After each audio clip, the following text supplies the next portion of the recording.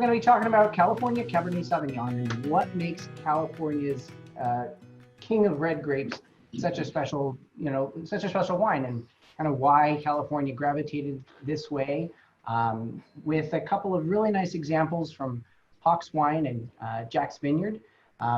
Both Jake Hawks and Dan Parrott from those respective wineries are here with us tonight to answer some questions and talk about their wines and talk about their wineries and their stories. And they're both just fantastic wineries that I've supported in my time, doing wine tours for 10 years. So this is a really fun opportunity for me to kind of continue supporting them now that I can't do it in person right now. Yeah, for sure. And if this is your first time joining one of our weekly virtual tastings, they go about 90 minutes typically. That seems like a long time, but I'll tell you, every single time we're like, oh damn, we're out of time. How did that happen? So, and the way that happens the best is if all of you engage. Yep. We don't want this to be a one-directional conversation. We don't want it just to be us talking to you or Jake or Dan just talking to you. We want to hear your questions. We want to hear your comments.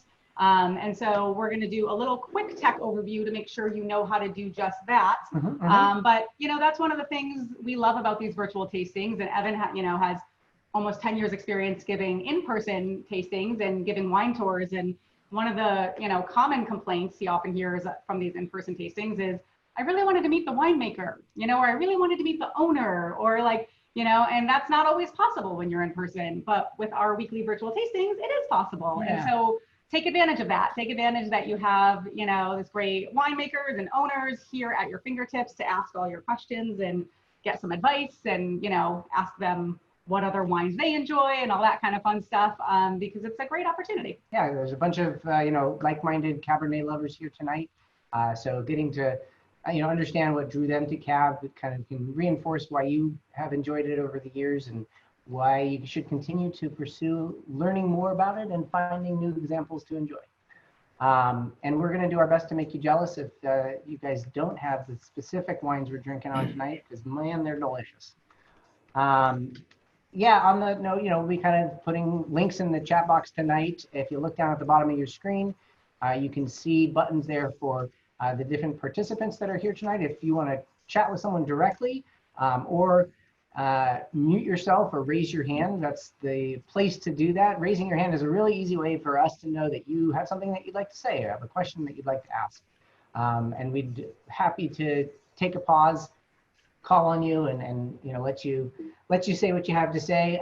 And then, yeah, the chat box there, you can pose questions or make comments if they're not something that you feel you need to say out loud.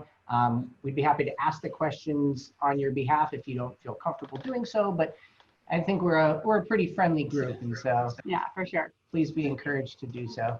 Yeah, if you're having an amazing time with us tonight, please go out and support Hawks and Jax. And if you'd like to support us as well, we'd appreciate it. We'll put our Venmo link in the chat box. It's actually at the Crafty Cask. So that's easy too. And we'll be putting all the links. Ooh, I see a bottle of Hawks there. Love that. Yeah. Yeah, and we'll be putting all the links to purchase wine with both Jax and Hawks in the chat all evening long. For those of you who have done a few of these with us now, tomorrow we normally send out an email with all the links and everything you need to know. We're actually not going to be sending that out until Sunday this week, just to give you a heads up.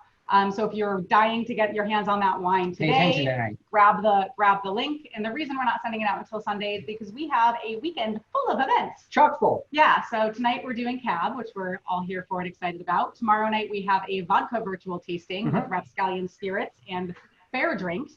And then on Saturday we have a special Father's Day weekend kind of event with Charbet Distillery, where we are doing some of their vodkas, some of their whiskeys we're talking through. Making a few cocktails. We're making 2 cocktails. Yeah. Evan's going to make 2 great cocktails as well. So if you're still looking for something to make Dad feel special this weekend, bring him on over to the Charbet Happy Hour and Mixology. Yes, cocktail making class. The reminder email you got today for this event, at the bottom of it, it has a link to register for that because it is a separate special event. So you do have to register for that separately if you do want to join.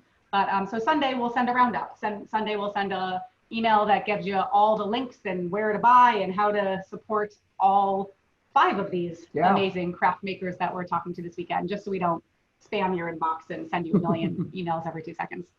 Yeah. So let's see. I guess that kind of covers the overview, and let's talk cab. So yeah, again the Should we kind do of a cheers first? yeah, that's right. That way So everybody can everyone be knows, encouraged. like, please start drinking. It's time to start drinking. I worry sometimes that when we're talking, people think they're not supposed to start drinking yet, but always feel free to drink. So everyone hold up to your camera. Give us a little cheers. Hey. Cheers, Cheers. everyone. Cheers. Cheers. So yeah, thanks so much for being here tonight. Someone's drinking it right out of the bottle there. All right, I like it. That's Michael Sykes. You don't have to dirty a glass. Perfect. That's true. I mean, heck, just use a straw. Then you don't Yeah. have to dirty the bottle. Love it. Gosh, I'm sorry. I just got distracted by the wine. Oh, I don't know. I might have missed when you mentioned when I was looking for the slides, but if we didn't mention before, if we mute everyone, it's not because we don't want to hear from you. Like we said at the beginning, it's really just because there's background noise sometimes, or if you're having a side conversation. So if we mute you and you want to talk, feel free to unmute yourself. Of course. So yeah, Cabernet in California, this is the most planted red wine grape. The most planted grape overall for wine is still Chardonnay, but Cabernet has really found a special place in California. The variations that you see from the different climates that it's grown in.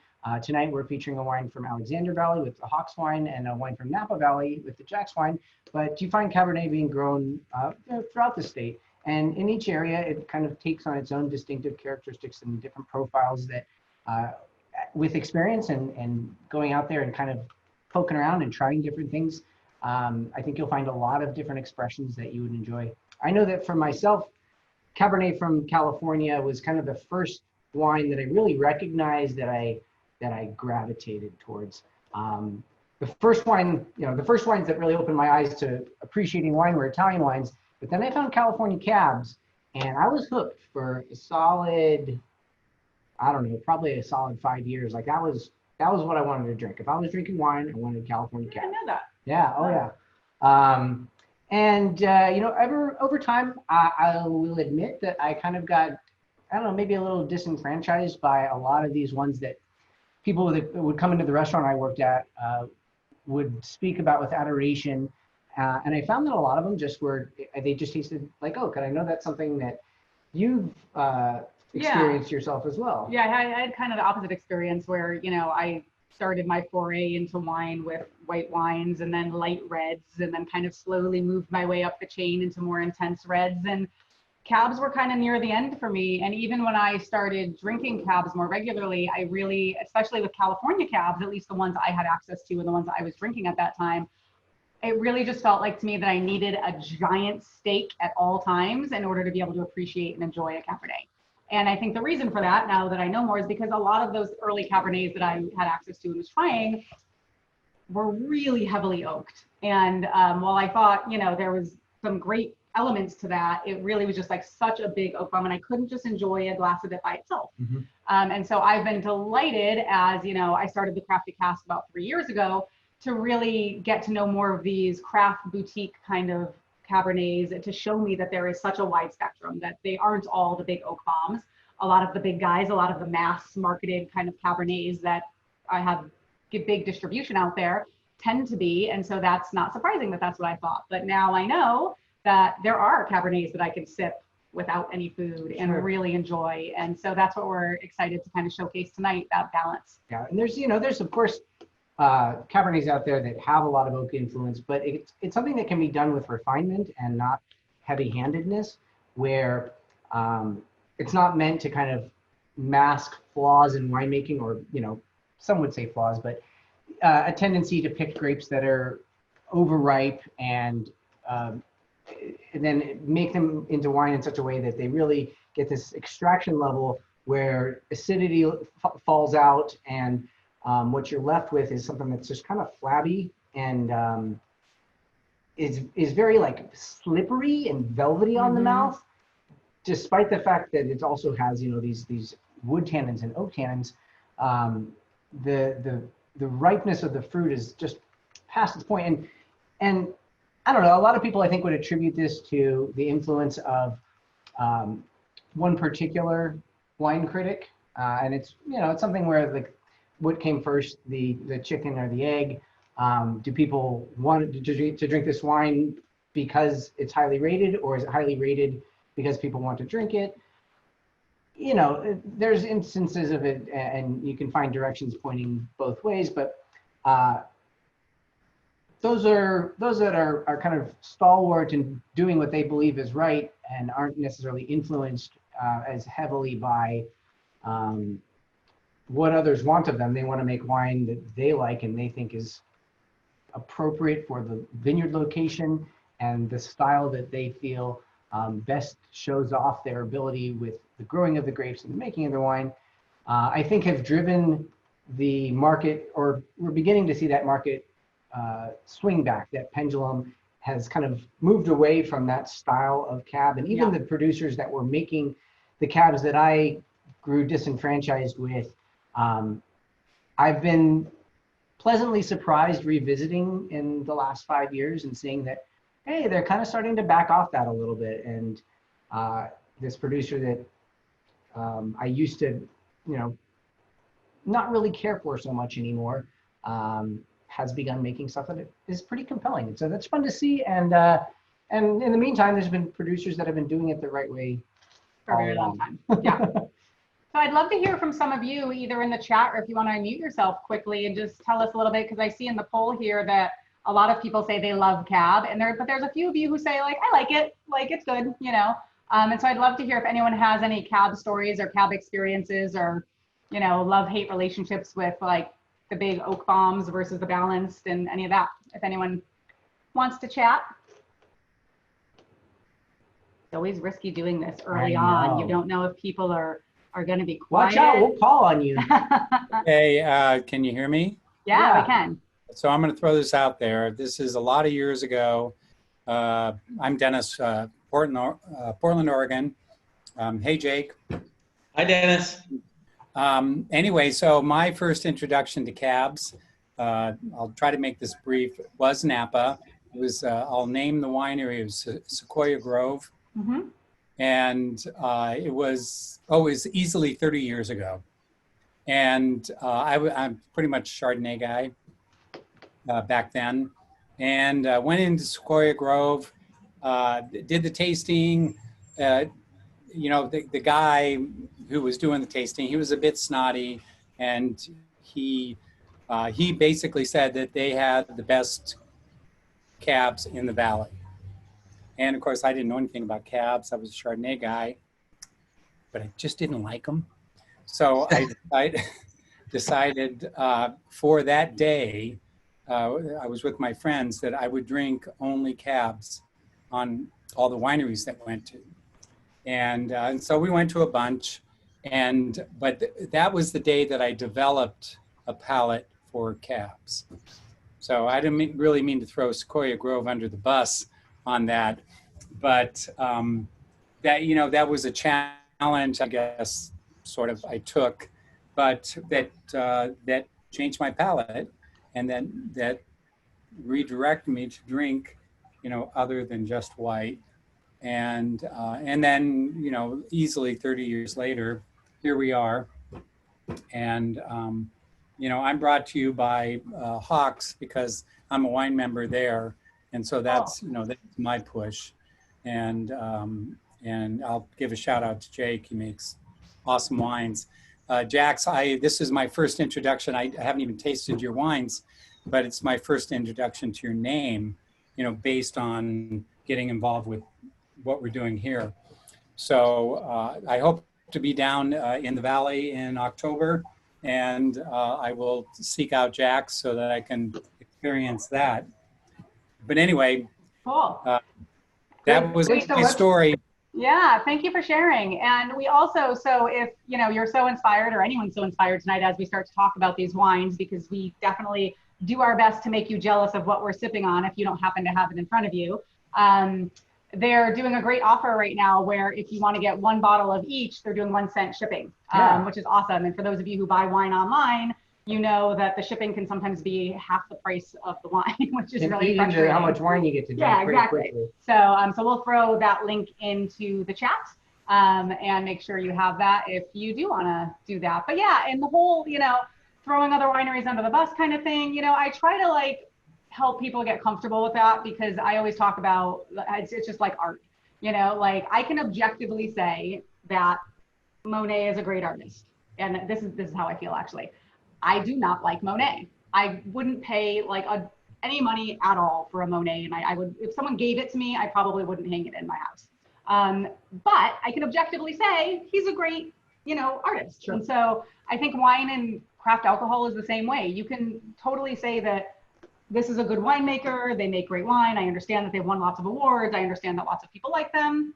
That's not for me, and that's okay. And so that's awesome, and we love to kind of hear But those can stories. you say that they're not great winemakers and they make crappy wine?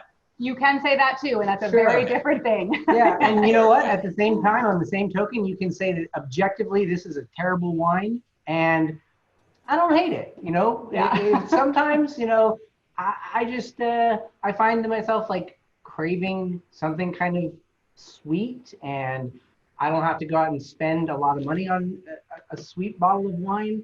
I don't know that I've ever had a terrible bottle of wine with you, so I'm not sure what you're talking about here. But Well, I mean, I will say that I think that there's a lot of focus in California winemaking, and especially we're both more or less in the same price bracket. Our wines aren't cheap, and I think there's a lot of focus in the world we live in trying to drum out the flaws in wine rather than figuring out what's interesting and what's compelling about them, and fostering that. And as a wine drinker, I don't look for perfect wines. I look for interesting wines. yeah, Well put. for sure.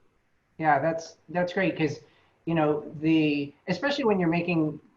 I love this kind of approach about wine in respect to the conversation about single varietal wines and wine blends, because single varietal wines generally are a little bit, they're expressive in a different way. They're almost an exploration of the particular grape, whereas a blend might be something that is more cohesive and like fully integrated flavor profile overall, but you don't really learn as much about the individual components of it when you're blending. It's almost in fact as if the idea of a blend is to not so much that maybe not to disguise the individual components, but to create something that's seamless, where it's hard to tell where the characteristics of one varietal end and the characteristics of another varietal begin. Whereas I think if you're making single varietal wine, to some degree you have to just accept the nature of the varietal for what it is, I think. Yeah, you can't, especially with vintage variation, the ability to be able to toy with something from a single vineyard on a single year when you're only using one grape, you don't have as big of a palette to do your brush strokes with. And so you really get to understand that specific color, if you're using this analogy, a little bit more clearly. Yeah, for sure. So Jake, since you jumped in there, why don't you start us off and tell us a little bit about the Hawk story and your story, and and then of course this beautiful wine that we're drinking. And up to you if you want to start with the wine so people kind of know what they're drinking first, or if you want to start with your story, your call. I'll start with the wine, just because I think, if you got it open, you might as well have some idea about what you're drinking. Although my guess is that most people who have a bottle of this wine sitting in front of them are familiar with Hawks in general anyway. So we're in an all estate Cabernet house. We make Chardonnay and Merlot as well, but the main thing we do in a given year is the wine that you see before you, our 2006 or our Alexander Valley Cabernet. In this case, it's 2016, and the 2016 is a new release for us. Generally speaking, we hold our Cabernet back for about 4 years before we release it. It's always 100% varietal. It comes from, we have three, that's how you make a three. We have three little vineyards all in the southern part of Alexander Valley that we've been farming for decades. And in a given year, each of them contributes a percentage to the blend. But regardless, it's always 100% Cabernet. In rough terms, it spends about 2 years in the barrel and then about 2 years in the bottle and then goes to market. I think it's my tendency to want to make wines that are a bit more tannic and a bit more acidic than the market wants to readily accept. And all kinds of things occurred to me while you were talking about the nature of Cabernet in general and why people like the style of Cabernet that they like. And I think there's something probably in me as a person that wants to make people love me by through confrontation rather than by just making them happy without any problem. So yeah. I think that to some extent I want my wine to be this wine to be thought-provoking. I want people to think about what they're drinking rather than just making it really easy for them. And I think that's on that point, Jake.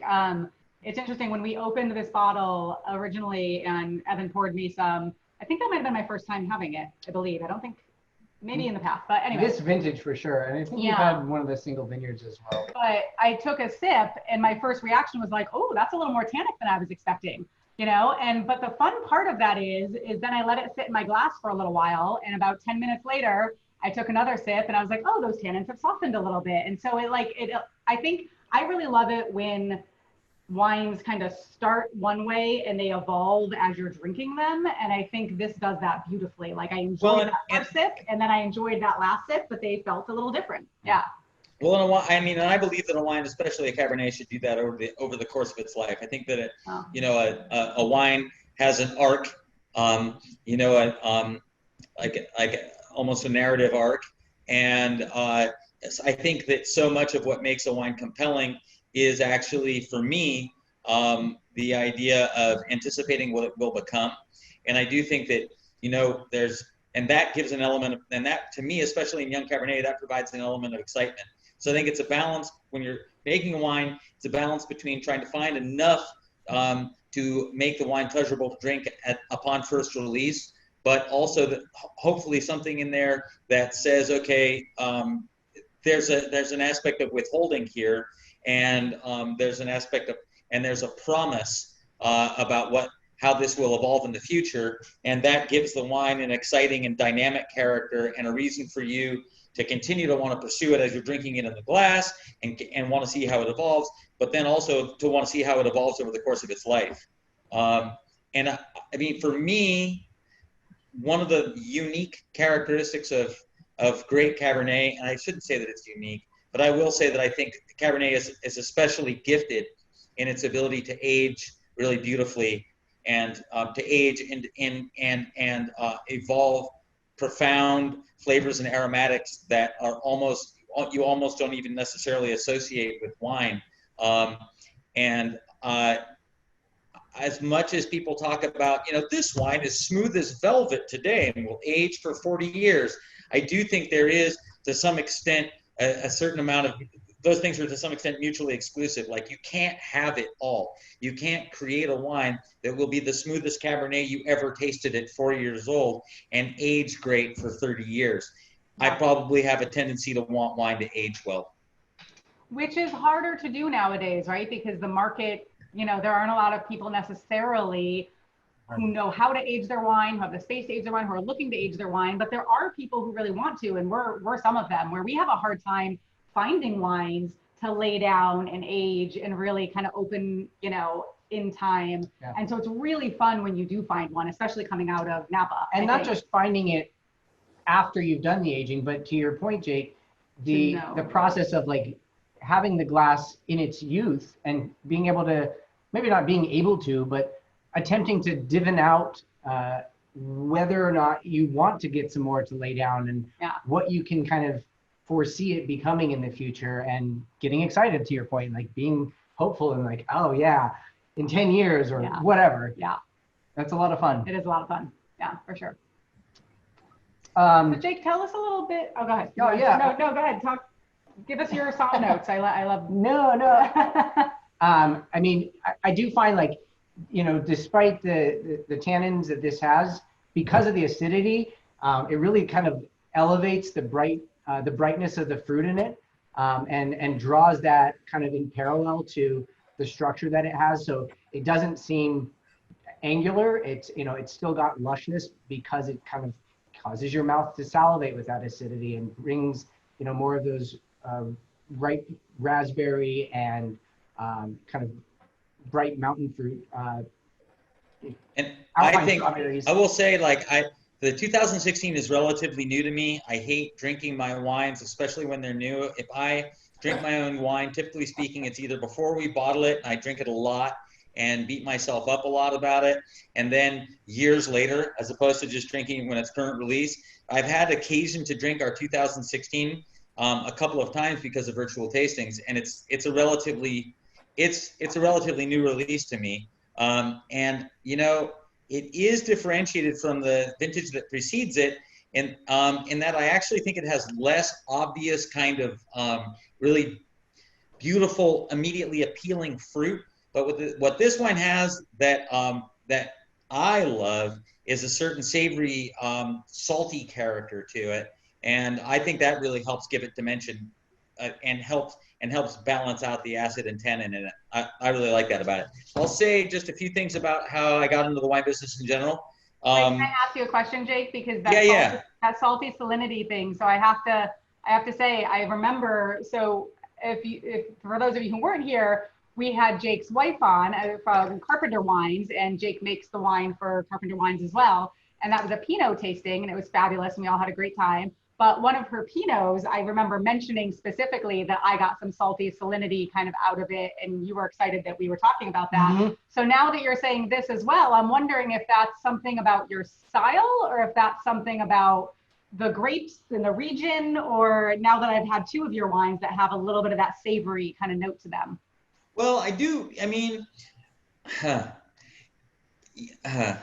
so you think about, I mean, I think about, especially in white wine, like the world beyond fruit. How to put this?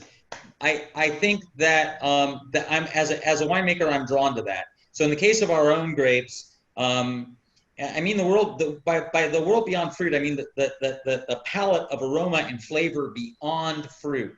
So yes, it's true that Great Cabernet has you know, blackberry and plum character, but to me, those are things that almost ought to just be requisite.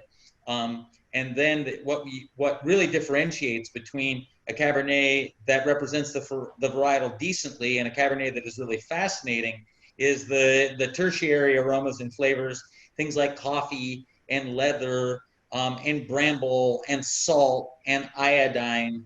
I think that's, to me, that's fascinating, and I love it. I love it in other varietals besides Cabernet. So yeah, I mean, when Laura and I made Pinot from a handful of different vineyards, certainly there was stuff that smelled and tasted more like strawberry jam and cherry Coke than the vineyard we settled on.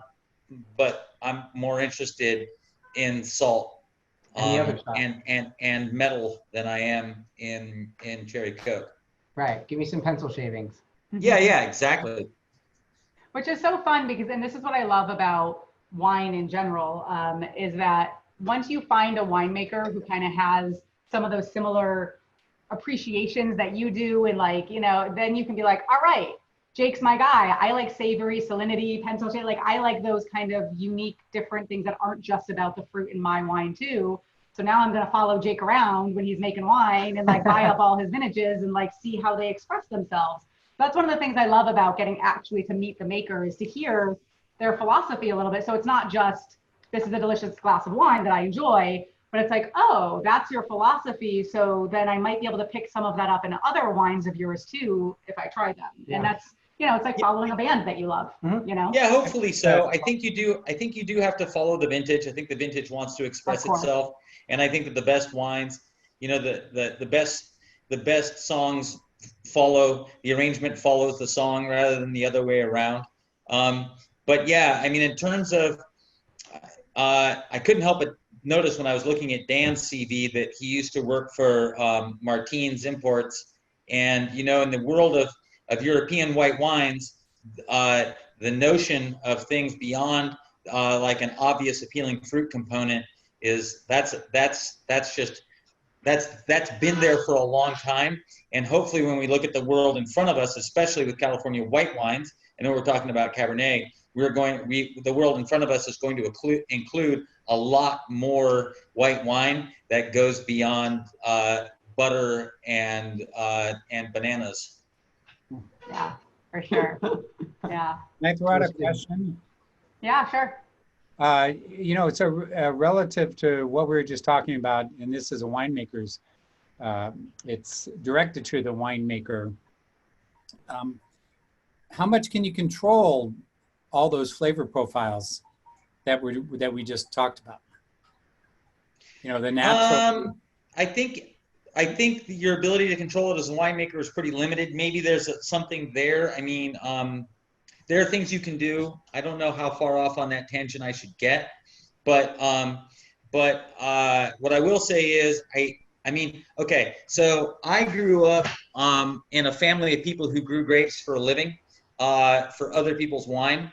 And we did that starting in the early 70s and did it for 30 years before we started making wine for ourselves. And my perspective on winemaking has always been, I mean, my first aim was to try to express what I think had always been there in the vineyard. I always, I mean, it was probably just the way I was raised. I always believed that that my family had special vineyard sites. They're all kind of hilly, screwed up, difficult to deal with spots. But I think those are the kinds of places that make for really expressive wines.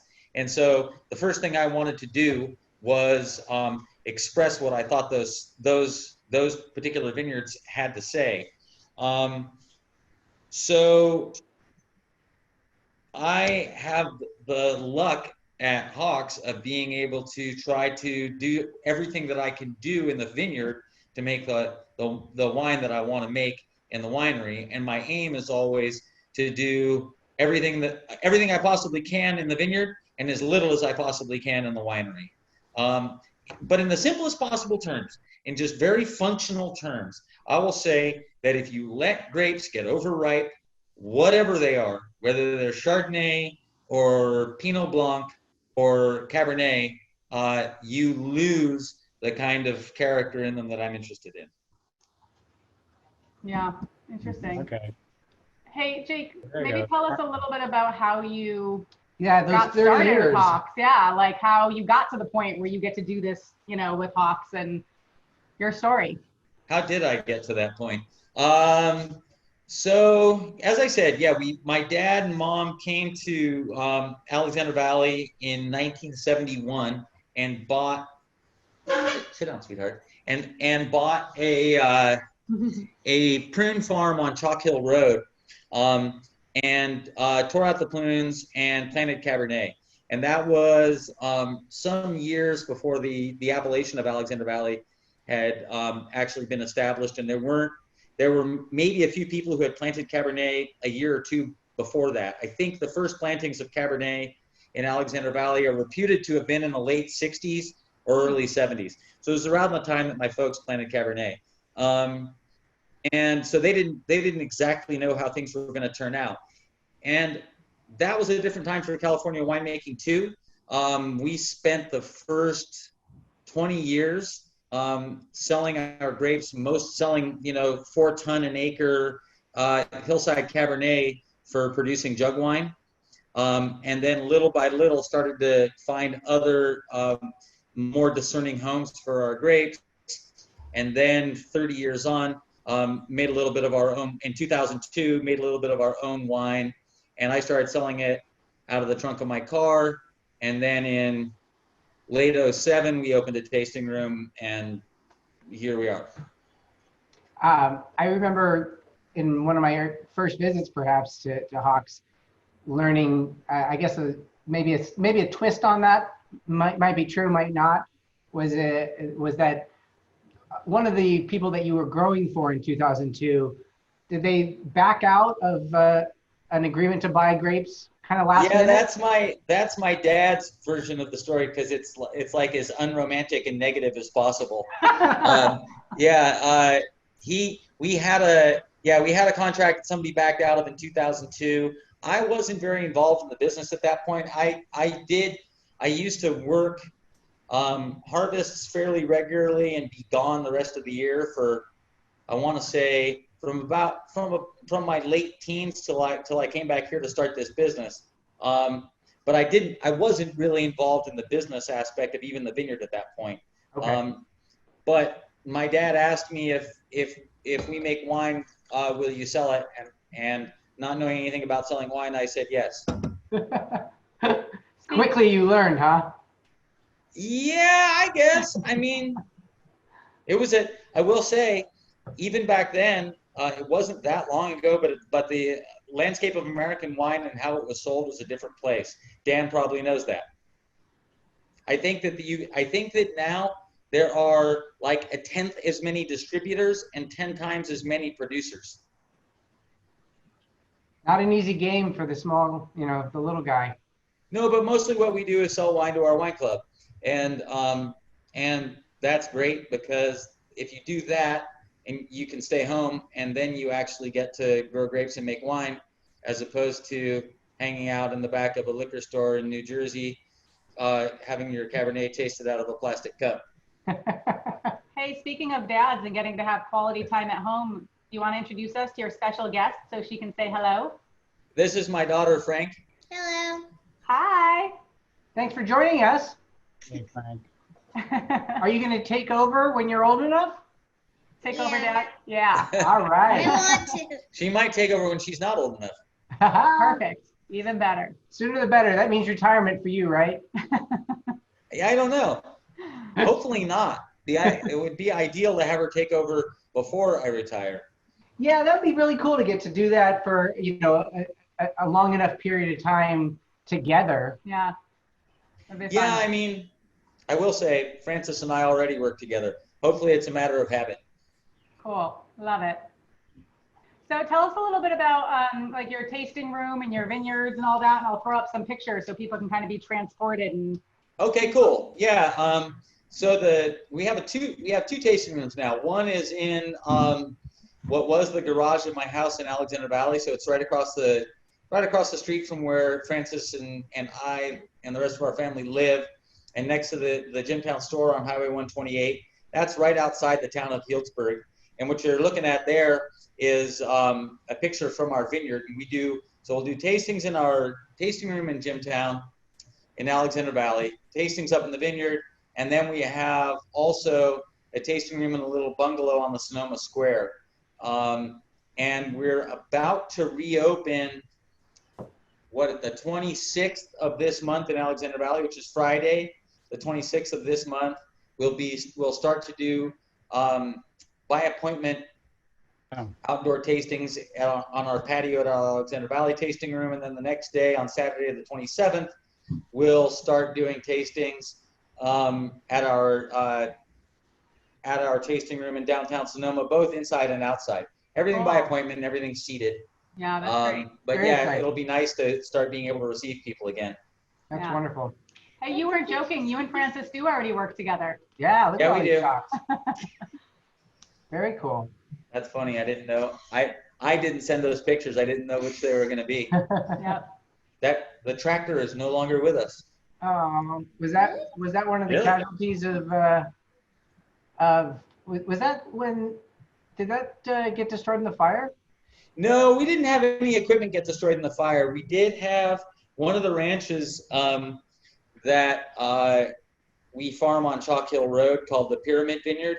It's about 118 acres in total and about 20 acres in vineyard. And everything that wasn't a vineyard burned in the forest fires of last year, the wildfires of last year. It was really amazing how so many instances of the vineyards acting as fire breaks have been reported, and I've heard stories of. Yeah, it's funny too. I mean, we don't even cultivate our vineyards. I, I don't like doing that to the soil, so all we do is mow. And amazingly enough, even short, dry weeds didn't burn in this fire. I actually, this is the Pyramid Vineyard right here before it burned, and this is a winter shot. But I was here at the time that fire was burning through, and I started to drive up into this vineyard, and the fire came through and just rolled across it and burned everything. I got to watch the forest burn, and huge, 30, 50 foot high wave of flame hit the vineyard and just stopped. So that was cool. We lost a couple of vines along the margins, but not much. Oh, that's fortunate. Just another brief shout out to one of the earlier pictures. I think Hawks might have one of the coolest winery dogs in all of Napa and Sonoma. Which is hard to say because there's a lot of cool There winery are a dogs. lot of cool winery dogs out there, but Capone he's a sweetheart. He's such a sweetheart, and it's so funny too because I can't tell you how many times he'll come out and greet my guests, and they'll see this big Mastiff family kind of. Is he a pit mix? If he is, I don't know what he's mixed with. Yeah. That's kind of him in his looking his most serious and buff right there. Most of the time he looks more like a puddle. Yeah. He does in that picture. And some people have perceptions, yeah. And then I tell them that his name is Capone, and then they slow down yet another half a step. And then he lays down and puts his belly up and he's like, rub me, pet me and rub me. Yeah, he came with the name, and I thought about changing it, but it didn't take. Oh my God. In earlier times. Hey, I have a question. There was a picture earlier of you guys kind of planting new vines, and I feel like this question has come up in past wine tastings with other people because there's a lot of glory around old vines. And so when do you plant new vines versus, how does that work? Well, the more you stress the more you stress a vineyard, the more you shorten its productive life. And as with everything else in farming and winemaking, that is a balance. But at the same time, if you want to make great Cabernet, then you have to withhold water and nutrients. And when you do that, you are stressing a vineyard, and that has the effect of keeping it from growing as vigorously as it might otherwise in over the course of a single vintage. But it also has the effect of giving it a sort of lasting malnutrition, low-level malnutrition that keeps it from being able to resist disease and other problems as well as it would if it was really happy and robust. So all told, the lifespan, the average lifespan of a productive vineyard is probably something like 25 years. And to me, the time to replant a vineyard is when it simply will not do what you need it to do anymore, and that is to produce a viable amount of fruit. And I have a pretty low bar for what I need in terms of tons, but a viable amount of fruit of high quality.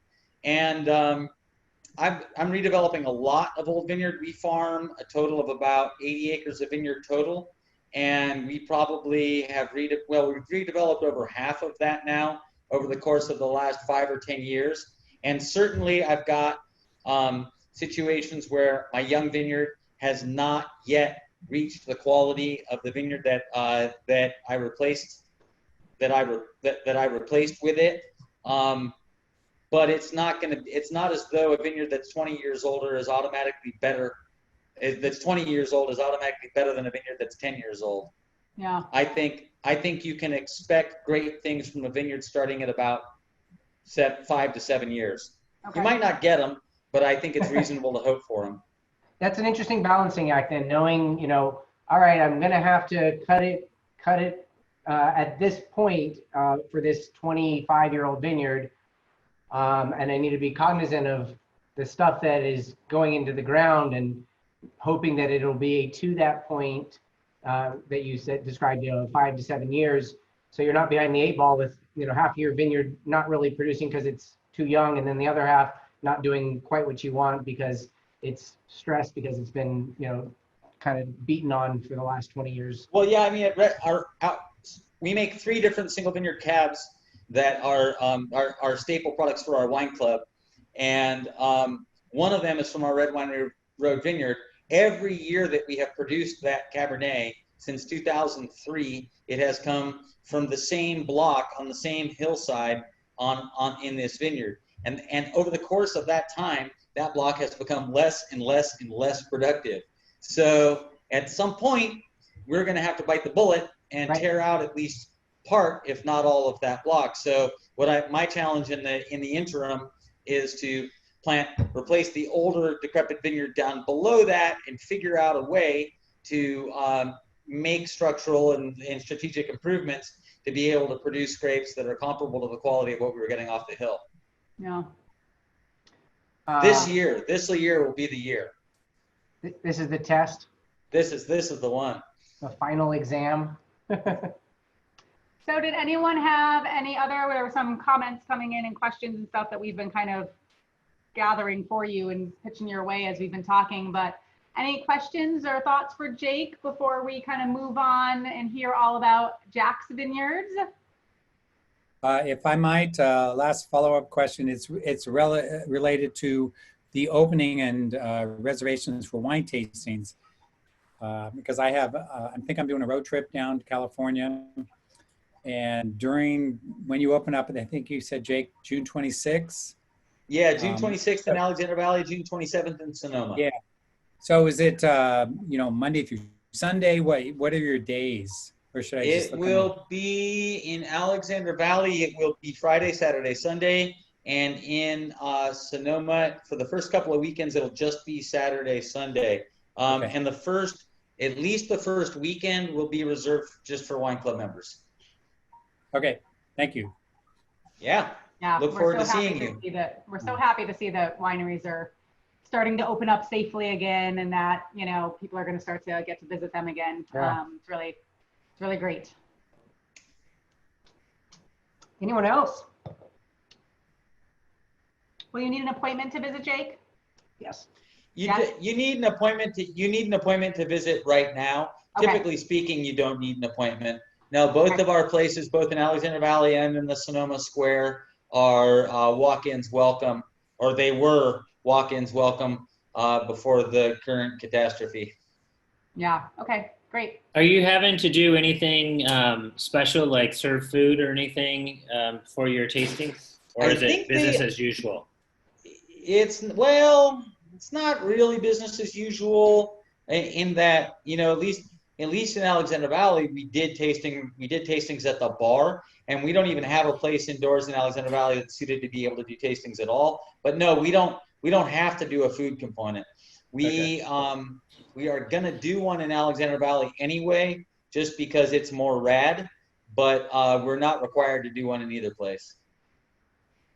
Yeah, Jax, we'd love to hear about what you're doing with your tasting room when if it's opening. But yeah, you got some stipulations, but yeah. Before we do, I'd love to do a quick cheers and thank Jake for telling us all about. Thanks for joining us. Yeah, and thank you for joining us and your time. And Francis, thank you for joining us as well and helping Dad out make this delicious wine. Thank you. Thank you, y'all. Cheers, Thank you very much. And Dan, thanks a lot for helping me out with the logistics. That was really nice of you. No worries. If let's organize so you're there when I stop back up there, and I'd love to give you some wine and say hello. Right on, man. Thanks. Yeah, no worries. So next up, everybody, is Dan Parrott from Jax Vineyards, and we're going to be tasting his Cabernet Sauvignon, surprise, surprise, from the 2017 vintage in Napa Valley, specifically in Calistoga. Dan, do you want to talk a little about your wine first, or talk about Jax? Or maybe while we're on the topic, just tell us what's going on with your tasting room. Yeah, that's true. While we're Sure. talking about that. So we did something a little bit different. We've been producing wine since 1996. Very, very small for many, many years, just a couple hundred cases, and then really kind of gave it a go in 2003 and expanded the production. We're so far north in Calistoga. We're north of downtown Calistoga, about 7 miles. And so we get no foot traffic up there. We're up by Bennett Lane Winery, Tom Eddy's up there. And so it's actually on Highway 128 just before you get into kind of Knights Valley or, into Sonoma. We're so far north. And up there we have just 10 acres of of fruit and a house on the vineyard. And my partners bought the vineyard in the early 90s, and their first vintage was 96. We really didn't become a winery until kind of 2003. And we really didn't start making, more than 1,000 cases until 2010, and expanded the business with 2 different lines of wines. So instead of putting kind of the normal tasting room at the vineyard, we decided to, because we make our wines at our winemaker's facility. His name is Kirk Vengi. He's also in Calistoga, about 10 miles south of us. Instead of, we have a producer's license there, we could have one off-site tasting room from where you make your wine. So instead of having a tasting room legally at his space and then our vineyard, which we're only up there, it's kind of like my partner's parents' house, weekend house kind of thing. We decided to do something a little bit different. Since my partners all live in San Francisco, we decided to put a tasting room in San Francisco. Which we love, because there's a handful of urban wineries. It's like a slice of wine country, though, right in San Francisco. It's really it's like a very green space. Yeah. It's a very green space, which is hard to come by in San Francisco. I'm it's gonna in show you this pictures while we're talking here, Dan. Because you have some pictures of your tasting room. It's in the Soma district, which is a very kind of a startup district for a lot of techies. That's where you'll see Pinterest and Google and Yahoo and everyone. And historically, before that, it was like manufacturing warehouses. space. So this kind of greenery that you find at the Jax tasting room is really out of place in a pleasant way. Yeah. Sure. That's kind of a lineup that we've had, but that's a little older labels. So our labels have changed since then.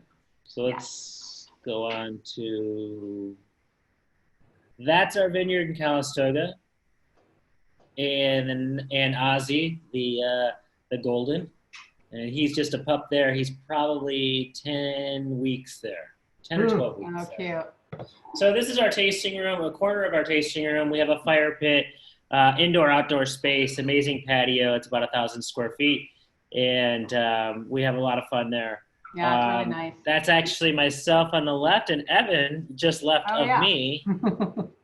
And if you see in the background with the lights, we've actually transported a few of our older vines down there to see if they would grow. They grow a little bit, but they don't really produce any fruit. We're lucky if we get a few leaves off of them a year. We've transplanted those, our 68-year-old vines. Now probably the ivy there is completely covering that wall now too. It's really pretty. Yeah. Mm-hmm. This is another picture of our space in Calistoga. That we do a spring event or a fall harvest event, usually once every other year. Obviously, this is COVID, so we could not have that many people there at this time of the year.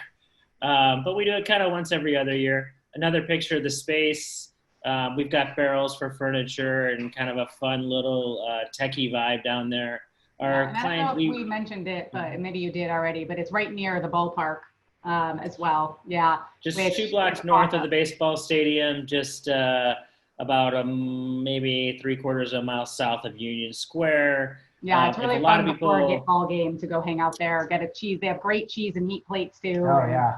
Yeah. So if people fly into SFO and they're going to Sonoma or Napa, we're on your way. You have to drive by us. So we do get that clientele that comes through there, spends a day in the city and has a little bit of fun with us, and then they go to dinner. We run it a little bit more like a wine bar, so we serve just our wines, cheese, and charcuterie, and we have been closed down now since March, and we are actually opening up on Wednesday. But our component is we have to have a public kitchen. So we've partnered up with one of our favorite restaurants across the street called Rue, which is kind of a modern inspired high-end Indian restaurant. So we'll be serving small plates from Rue as well as our wine. But the majority of our space is outdoors, so we're very lucky that we're able to get this permit. Most wineries can't open and most bars can't open because they're all inside. A little bit about our wine. Today we're here to talk about Cabernet Sauvignon. You saw the green label that we had the earlier picture of. We changed to this in the 2015 vintage, so just 2 years ago. This is the 2017 we're going to talk about today. Jax is short for Jackson. My partner's last name, business partner, is Jackson. Their father bought the vineyard in the early 90s. We started producing in 96. We were called Jackson Ridge for a few years, and then, of course, we got the cease and desist from Kendall Jackson. So at that time, we were producing just 300 or 400 cases, and said, you know what, we'll go ahead and revamp. We don't have a problem with that, but they did us a favor and kind of helped us out with distribution. From this wine is our flagship wine. It's 100% Cabernet Sauvignon from our estate. On our estate with the 10 acres, we have 3 different clones of Cabernet and a little bit of Cab Franc and a little bit of Petit Verdot. So we make a little bit of Cab Franc on its own, generally kind of 3 barrels, 4 barrels, and we bottle that on its own, and we do sell that on our website and to maybe just, little independent restaurants and retailers. I think Hawks and I kind of have the same distribution as far as where our wines are. They're not going to be in Total Wine. They're not going to be in Bevmo.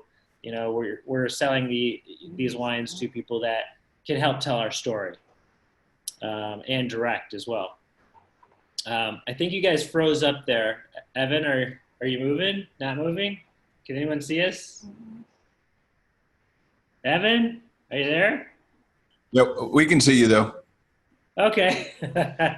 Or maybe they put it on pause and went out for the night. I'm not quite sure. Yeah. Bio break. Yes, minor break. But no, so this wine is, I've only had the chance to try one of Jake's wines, and it was fantastic. It was the 2002 that Evan and I actually had together a couple of years ago. Our wines so I don't know, I haven't tried his 17 or his 16. My winemaker, Kirk Vengi, is known for kind of bigger, bolder style Cabernets. He likes to really let his fruit hang on the vine and pull it in a little bit later than most people. I tend to pull him back from this, which is nerve-wracking every year because, we have that decision, when are we going to pull this in? And he wants to go one way, I want to go the other way. I like to keep my alcohol levels in check, a little bit lower than some of our competitors that are out there doing, more or less fruit bombs. Where we are in Calistoga, being so far north, Calistoga was a new AVA in 2012, and why the AVA started was because we have this wind tunnel that comes through our vineyard. So we get the hottest days but coldest nights in Napa Valley, which is a huge difference from the valley floor. So if you've had wines from Rutherford or Oakville or Oak Knoll, our wines are totally different because we can have 95-degree days but cool down to 65, 70 at night. When they have 95-degree days, they cool down to 85 degrees at night. So our vines tend to really shut down at night. And what that does is creates a very fruit-forward, lush profile without having to be overripe. And you retain the acidity in there. And it gives us, you would think by having the hottest days, we would pick early, but we actually pick kind of 2 weeks later than the valley floor.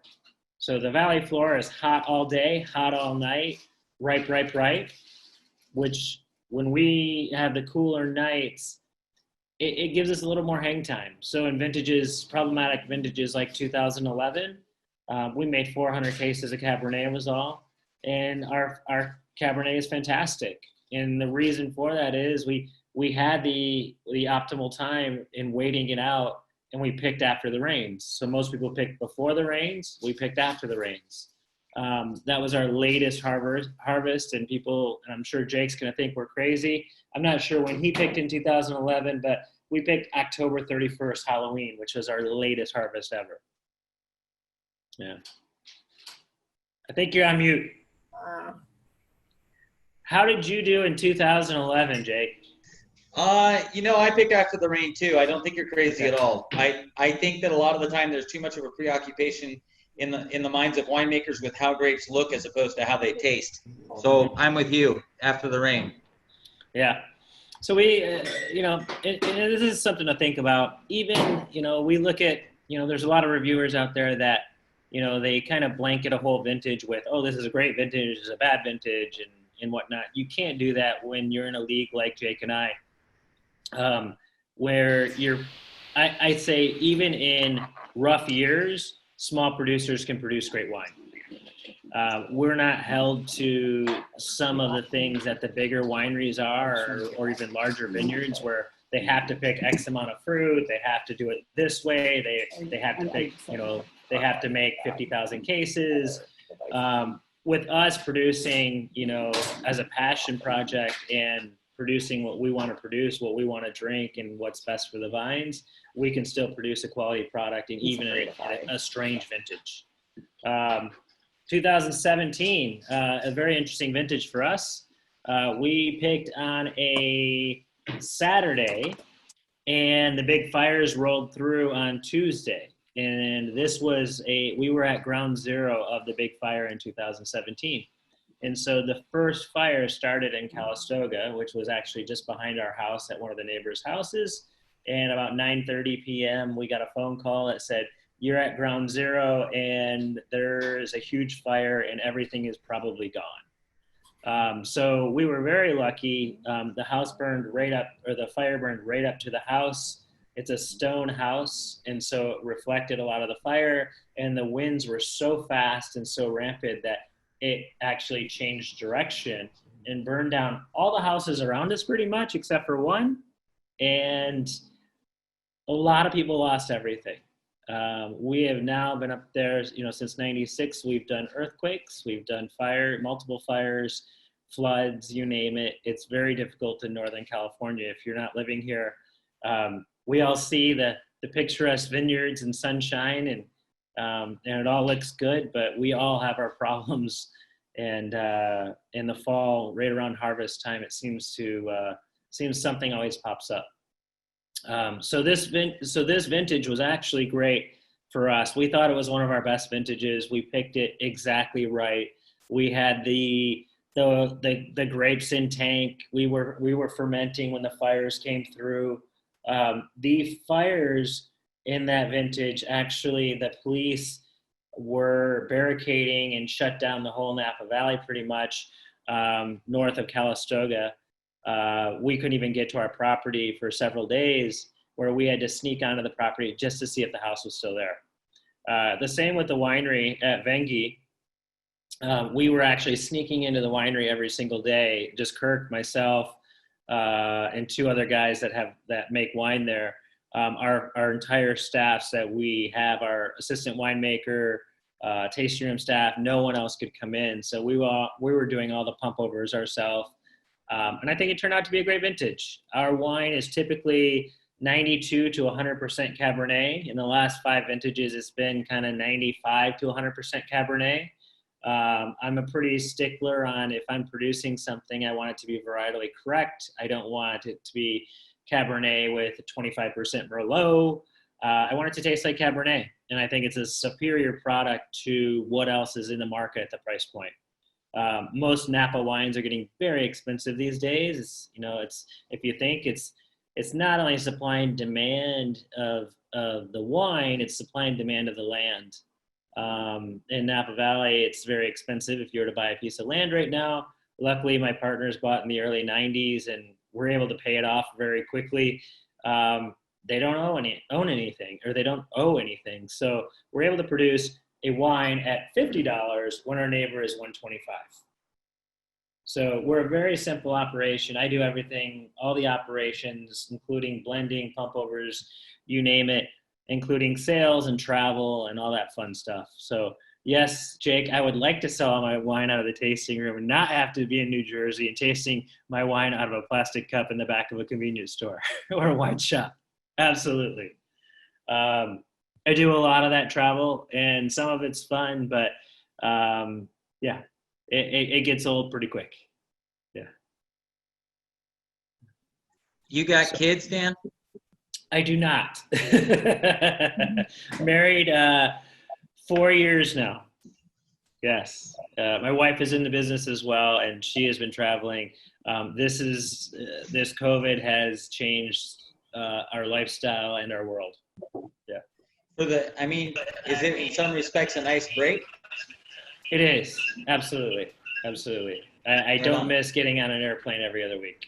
You know, Yep. to do this. So I've always wanted to, stream back my sales, but it's very difficult. I've hired people in the past to go out and help sell, but it never works because they want us to do the dinners and the tastings and whatnot. So it's very difficult for a winery of our size, as you know, to hire somebody another salary. Otherwise, you've got to raise the price of the wine. This wine in particular, guys, I don't know if you know Kirk Vengi. He's kind of a celebrity winemaker. His father was Nils Vengi, which was the first 100-point winemaker in California for the 1985 Groth. Kirk is known as a consultant winemaker and has his own label called Vengi. Our 2016 got 94 points from Wine Enthusiast. I think the 17 got 92 points. We're always up there in the kind of the mid 90s for a $50 wine. I think that's pretty stellar. Our wine, when we release it, we're unable to hold it for 2 years in bottle. I wish we could hold it for 2 years in bottle. It definitely makes a huge difference.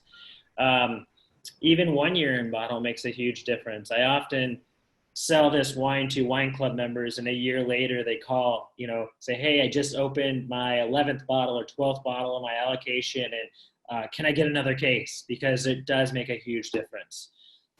Where we are and what we produce and how we produce it, I do feel our wines are very approachable upon release, yet will definitely benefit from as much cellar age as you can give them.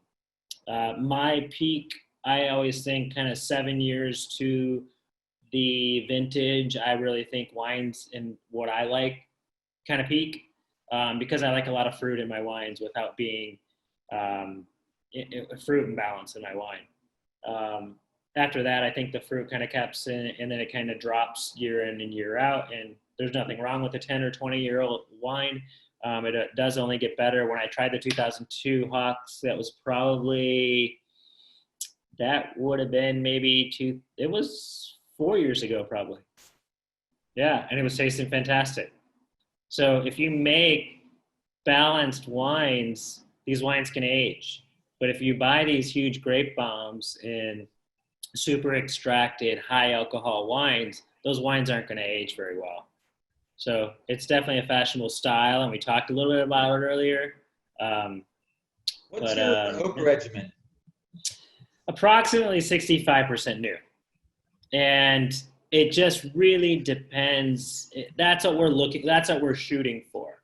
And when I say that, what's different in our vineyard, the 10 acres, we have 5 different blocks and 3 different types of soil. And so we have a lot of volcanic soil because we're at the base of Mount St. Helena. And we get a lot of clay in there on one side, we get some rock on the other side. And so we had 3 clones of Cabernet, and we planted these, the clones throughout. Every 3 years, we changed them. We had 40-year-old vines, and we decided to pull them up in 2003. So in 2003, we started a replant with different clones of Cabernet with a little bit of Petit Verdot and a little bit of Cab Franc. In that, we have our 3rd block, which we make a single blocked wine called Block 3, and that gets 100% new French oak. We make 4 barrels of it. So basically, when our fruit comes in, it's all separately fermented. It all goes into barrels separately. We have our different blocks. After 8 months to a year, we're looking at those wines, looking at them, saying what do we think our bests are. At that year point, we do 1 racking, and we decide, okay, this is going to go to our Napa cab, which is our flagship cab we're talking about here. and we may save some barrels to the side and say, okay, this is going to be our reserve wine. That reserve wine is traditionally from the third block of our vineyard called Block 3. It's all 337 Cab, and it traditionally has 100% New French oak. That's something. When did you plant that? That would be our oldest, and so that was 2013 or 2003. So that's 17-year-old vines there. And that seems to be doing the best. We have some, kind of 7 to 10-year-old stuff that is much younger, and some of it is going into this, but some of it also goes into a blend that we do. Is everything 337 or just the Block 3? No, just the Block 3, and then we use Clone 15 and Clone 5. And so very, very different clones. The 337 is, I think, what we're most happy with, but maybe it's just because of how old it is at this point. And I think it was definitely matched perfectly with the soil type that was there. Right on. And then like I said, the Cab Franc we do. If any Cab Franc lovers are out there, I highly suggest our Cab Franc. It is picked at the same time as our Cabernet. So it's not like a Loire Cab Franc. It's more like a Bordeaux Cab Franc. It's going to be riper. It's not going to be that green pepper, light, austere wine. Those wines are good. I like them on their own, but we went a different fashion, and we went for more of the riper style, Bordeaux style, something that you would see at, Cheval Blanc produces a lot of Cab Franc that's a nice ripe style. They're not looking for, Loire Valley greenness. So if you ever had any Cab Franc that you like from California or Napa Valley, I'd highly suggest it. We make 100 cases, so. I drink Cheval Blanc, like not every night, but frequently. I actually went there for harvest a few years back, and it was amazing. Can I ask you both a question? How long are both of your Cabernets on oak? I'm 22 months.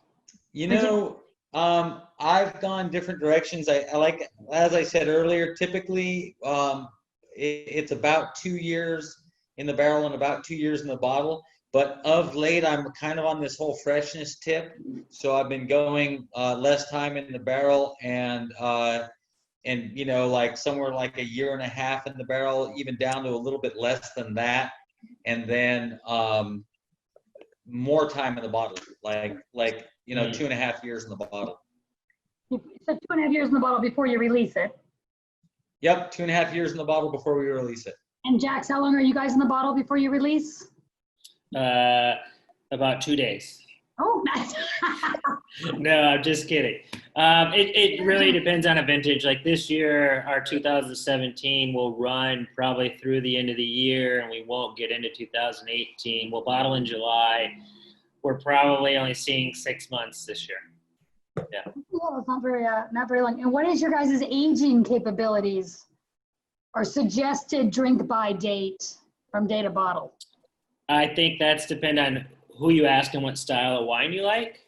Sure. Personally, like I said, I like fruit in my wine, so I love our wines at 7 years to the vintage. But I mean, our reviewers, which I don't know if you call them professionals, what you want to call them, they say the Block 3 is 25-year wine, and our state cab is 10 to 15 years. So it just depends on how you like your wine. There's no right or wrong answer, I believe in that. Would that put the 2017 vintage at 2024 to drink it? Yeah. Right? Good math. Mr. Greenberg, do you want a job? No. Do you have a calculator? Yeah, I got the math down. What about Hawks wine? What's the drinking window? And I know everyone's palate is different, but. Well, I have to say, I mean, I do think that we seldom release a wine that I don't think is pretty nice to drink at the time we release it. That's not to say that it won't get better, but we make 4 different Cabernets. The main one we make is the one we're tasting tonight, and then we make 3 different Wine Club exclusive single vineyard Cabernets. And so there's variation. I don't insist that the wine from a given vintage be something that it doesn't want to be per se, but I don't think it's right to release. I mean, for me, I don't think it's right to release a wine that you really think is not fit to drink at the time you release it. I mean, that's futures. If you're selling somebody a bottle of wine and saying, I mean, in its current release, to me, you're saying if you want to go home and drink this with dinner tonight, you're going to have a good time. And speaking of pre-releases, if you guys didn't cover this while we were having trouble figuring out to make how to make our Sorry, audio guys. work, Hawks does a really cool program where they allow you to purchase their single vineyard. Is it just the single vineyard wines, Jake? Just the single vineyards. Just the single vineyard wines. The single vineyard cabs are available in pre-release, kind of in the style of en primeur for, I think, was it 50% off? Yeah, it's to the wine club members only, and it's 50% off. And when we originally started and we were desperate to sell wine and raise money, you could buy as much of it as you wanted to. And now it is limited to wine club members, and the amount of single vineyards that you can purchase is limited. But that said, yeah, you can buy, if you're a wine club member, you can buy our single vineyard Cabernets for 50% of the current release price. Nice. Cool. And two more questions, if you don't mind. One question is, both you guys tell us about your wine clubs. I assume you both have them. And number two, you guys were talking about clones earlier. I'm familiar with the clones. Do Cabernet producers, 100% Cabernet producers, ever make a straight 100% clone Cabernet? Or is it always a blend of clones? Yeah, our block 3 is one clone. It's 337 clone, or Okay. yeah, 337 clone. But we don't call it by the clone, we call it by the block. And that kind of gave us, the advantage. It really, we could have went one way or the other. And it was just marketing purposes. A lot of people don't understand clones, and it's a lot to explain to them. Our wine club is a little bit different from most people's wine club. We do two different. One is, we call it a new release club, where you get 2 bottles in the spring, 2 bottles in the fall, and 2 in the winter. And it's a red and a white, or a red and a rosé. And it's a low-cost wine club. You get 15% discount on your wine club shipping, or on your wine club wines, plus subsidized shipping. And then throughout the year, if you want to order any of our wines, you get a 15% discount as well. So it's a very low cost, it's for the wine club member that wants to taste kind of, we like reds, we like whites, we just want a little bit of wine. We want to have 2 bottles in the spring, fall, and winter, and have some fun with it. The typical cost of that is very inexpensive. The whole year, I think, it's about $150. And then you can log in with your wine club membership, and you can order 6 bottles or 1 bottle or whatever you want. We also do by the varietal club. So we make 11 different wines. You could choose your one specific wine that you liked, and you could order 6, 12, or 24 of that. You get 1 shipment a year. And then throughout the whole year, you can order whatever you want and still get the discount of 15%. And we do subsidized shipping. It's very difficult in this business nowadays with, it costs me $50, maybe $60 to send to New York or Massachusetts. Some parts of Florida is very expensive. And generally, I feel that the wineries that are doing this free shipping have that built into their pricing, I feel. We're currently doing something right now with COVID, we don't have our tasting room open. And we wanted to extend a discount to the Crafty Cask, where if you put in a promo code, we're doing $1 shipping on 12 bottle orders as well with the COVID break promo code. It's very difficult to do that when we're selling rosé for $20 a bottle, and it's let me just say, Dan, I'm going to interrupt you there, because let me just say the Jax Rosé is the rosé that we always have a case of in our house all summer long. So the fact you better that get some more, because it's almost like gone. $20. I mean, the fact that the rosé is like $20 a bottle anyways, and now you can get it for $1 shipping if you buy a case of it. It's like a freaking no-brainer. And thanks for the heads up that it's almost gone, because the case we have is also almost gone. Right, yeah. It is. And it's only the middle of June, man. And as wine club members, you get a 15% discount. So it's like $17.80. Yeah, it's a good ridiculous one. Yeah, it's a great one. But Jake, tell us a little bit about your clubs. Well, our wine club is highly competitive. It's mostly their auditions for entry on a quarterly basis. Mostly it's around motorsports. When I was younger, we would just do foot races. And if you could beat me from one end of the driveway to the other, you could join the wine club. And that's how Michael and Dennis both ended up in the wine club. But as I've gotten on in years, and I've got more money, my cars are faster than I am on foot. So we've changed things, and now we just run drags out in front of the tasting room, and you have to be able to beat me to get into the wine club. No, I don't know. I don't want to bore everybody with the details of my wine club. Sure. I more just because I feel like, I don't know, maybe I don't even know the details of my own wine club as well as I ought to. I will say that and part of it is that a lot of the faces I'm looking at here are familiar faces. What I would say about our wine club is that it's the lifeblood of this business, and it's the lifeblood of my business because I recognized it as the lifeblood of my business when it was tiny and when there were hardly any wine club members. And those wine club members are still there for me because I still recognize them as the lifeblood of my business. So all my life, I've loved to make things, and all my life I've struggled to sell them. And my way of thinking is that nothing sold, nothing made.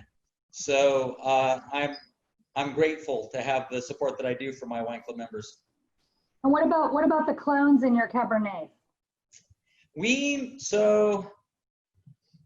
If I were Dan and I were answering the question about whether or not, why name the wine after where it's grown as opposed to what clone it is, I would say that the reason for that is, so we name our wines for the vineyard, and the reason for that is that I would say that where the wine is grown is more critical to it than anything else.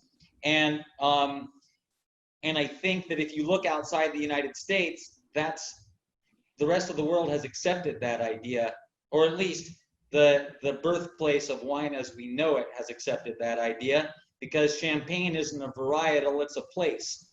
And so is Burgundy, and so is Bordeaux, and so is the Loire. So we have mostly Clone 8 Cabernet. We're converting mostly to Clone 47, which is a cleaned up version of 337. That's mostly because I want smaller berries and smaller bunches. But I think that that's all more or less not superfluous detail, but those are pretty fine considerations in light of the bigger picture, which is where are the grapes grown and who's doing the farming. You do all the farming for yours as well, right? You're vineyard manager, you're farmer, you're winemaker. It's like I feel like mostly what I do is like drive around and talk on the phone and tell people what to do. Other people do the work and I watch. You're the manager. Your daughter does the farming. What's that? Your daughter does all the farming. No, the thing is, like farming, we run a crew of like a dozen people most of the year. So I think it's really disingenuous to say like, I do the farming. Like, yeah, I do the welding, but I don't do the shoot thinning.